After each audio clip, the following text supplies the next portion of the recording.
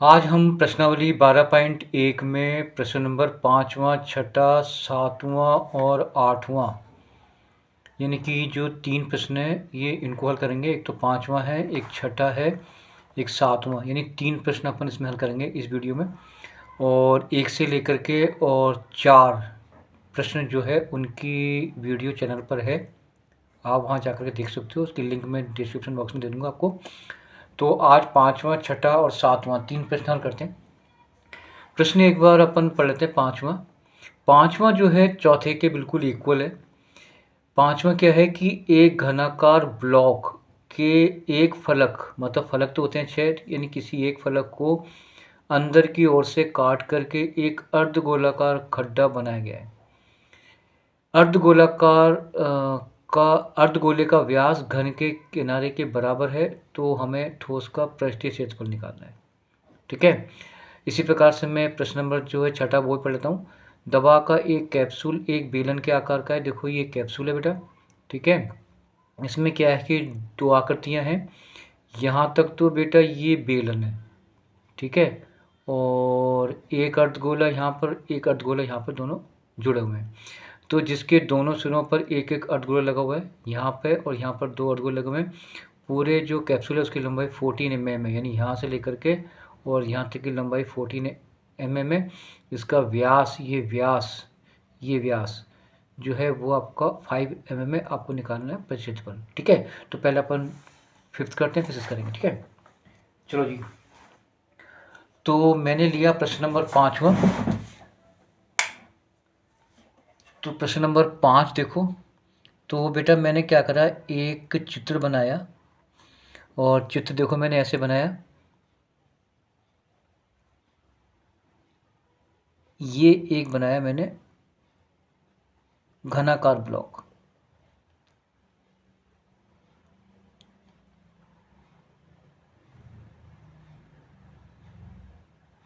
ठीक है।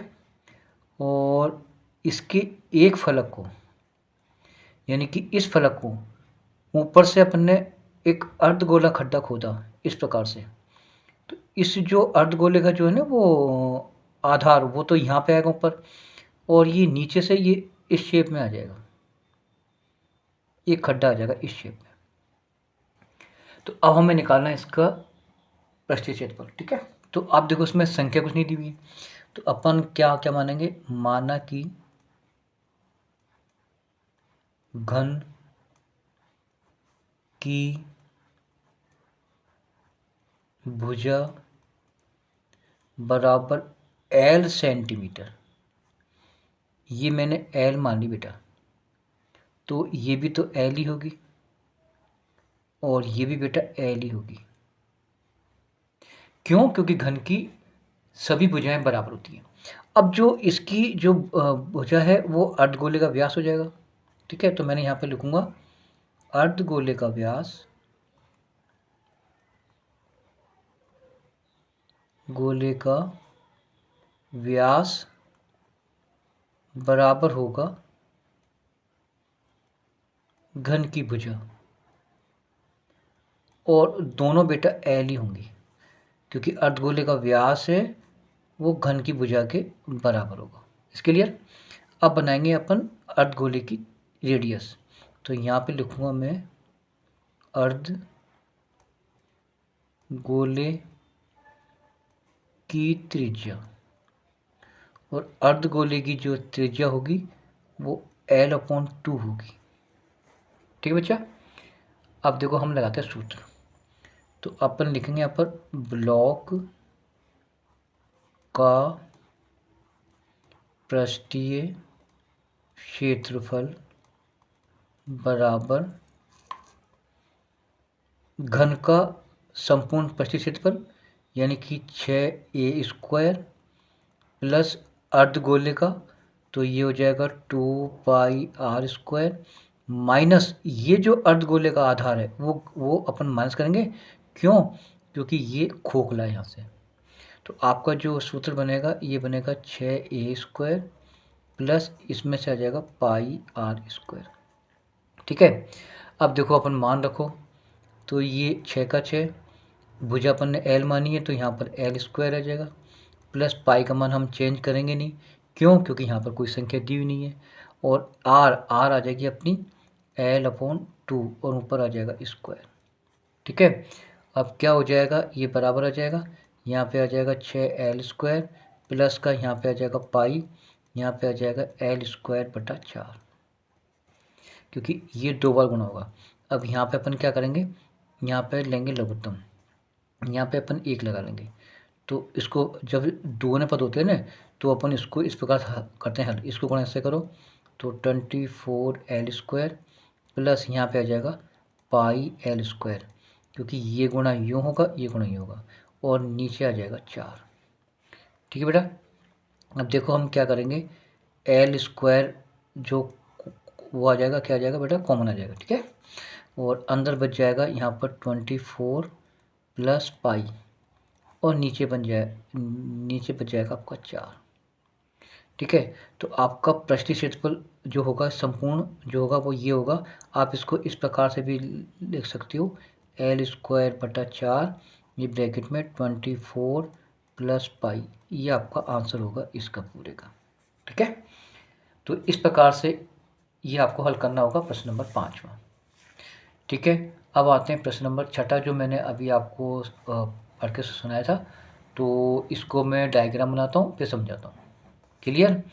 चलो भाई, तो आ जाएगा प्रश्न नंबर 6। देखो, दवा का एक कैप्सूल, तो बेटा ये बना दिया अपने कैप्सूल।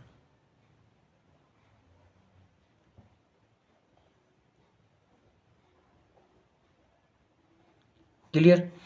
संपूर्ण लंबाई यहाँ से यहाँ तक होगी 14 mm। ठीक है, व्यास हो जाएगा आपका 5 mm।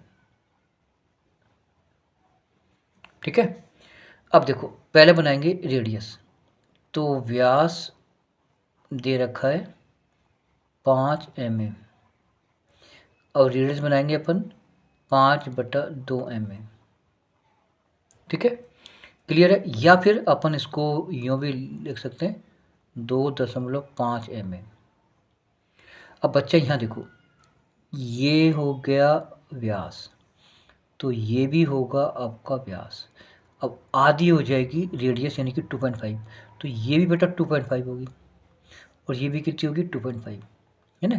अगर हम बेलन की ऊंचाई निकालेंगे तो हमें क्या करना पड़ेगा कि 14 में से 2.5 यानी 5 को लेस करना पड़ेगा, तो बेलन की ऊंचाई वो आ जाएगी, लंबाई वो हो जाएगी आपकी 9।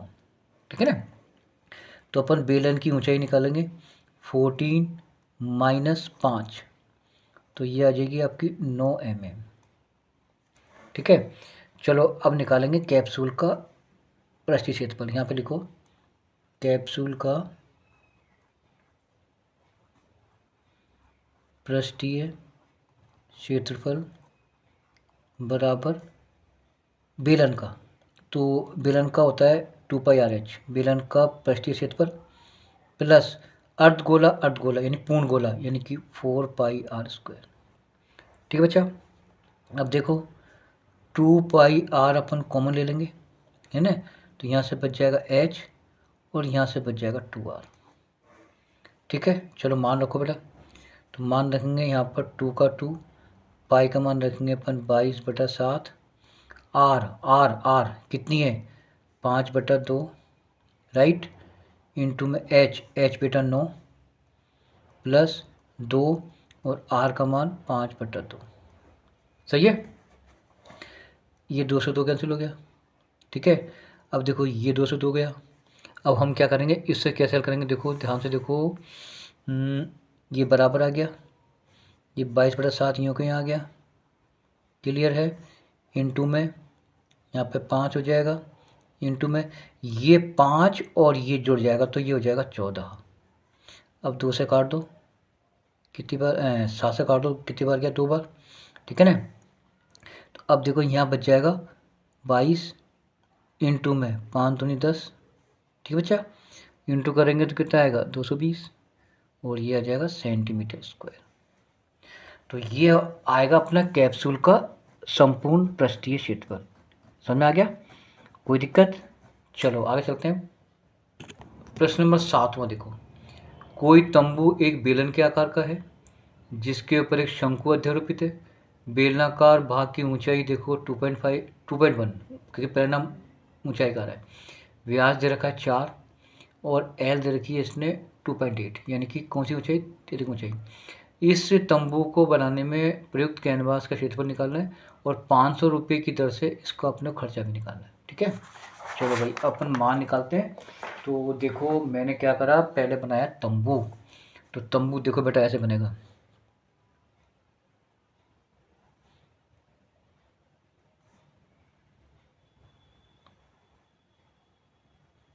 ये बन गया तंबू।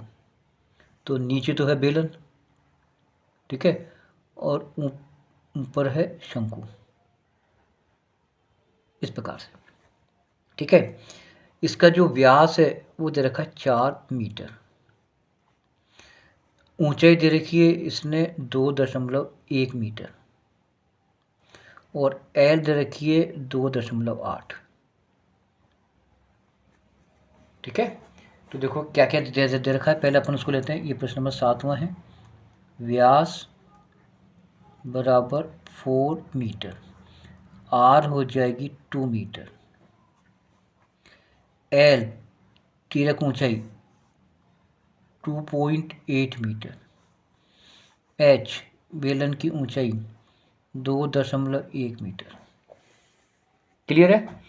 अब निकालेंगे कपड़े का क्षेत्रफल, यानी कैनवास के कपड़े का क्षेत्रफल। तो यहाँ पे लिखो कैनवास